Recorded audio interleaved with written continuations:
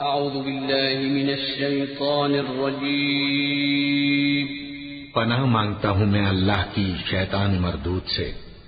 بسم اللہ الرحمن الرحیم، شروع اللہ کا نام لے کر جو بڑا مہربان نہایت رحم والا ہے۔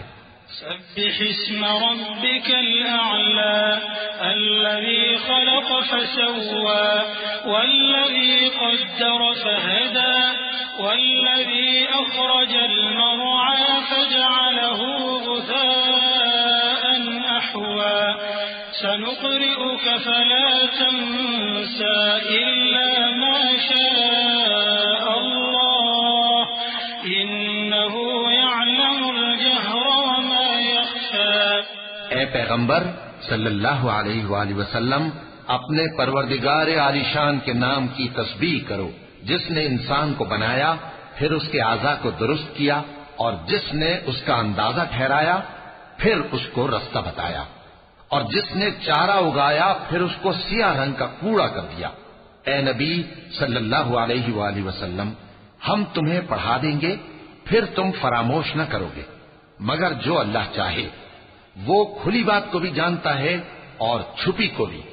وَنُيَسِّرُكَ لِلْيُسْرَى فَذَكِّرْ إِن نَّفَعَتِ الذِّكْرَى سَيَذَّكَّرُ مَن يَخْشَىٰ وَيَتَجَنَّبُهَا الْأَشْقَى الَّذِي يَصْلَى النَّارَ الْكُبْرَىٰ ثُمَّ لَا يَمُوتُ فِيهَا وَلَا يَحْيَىٰ قَدْ أَفْلَحَ مَن تَزَكَّىٰ وَذَكَرَ اسْمَ رَبِّهِ فَصَلَّىٰ بَلْ تُؤْثِرُونَ الْحَيَاةَ الدُّنْيَا وَالْآخِرَةُ خَيْرٌ وَأَبْقَىٰ إِنَّ هَٰذَا لَفِي الصُّحُفِ الْأُولَىٰ صُحُفِ إِبْرَاهِيمَ وَمُوسَىٰ۔